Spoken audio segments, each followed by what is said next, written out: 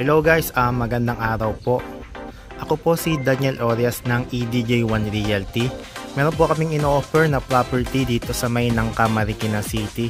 So malapit po ito sa may JP Rizal Street going to San Mateo and Batasan Road, Quezon City.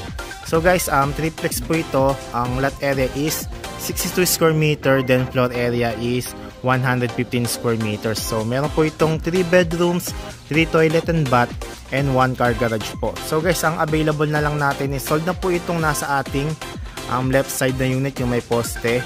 Then ang available na lang po is itong middle unit and ito pong nasa ating right side. So guys, valid, nasa dead end na po tayo. Ito po, pinakadulo po ng street. So guys, pasukin natin yung loob.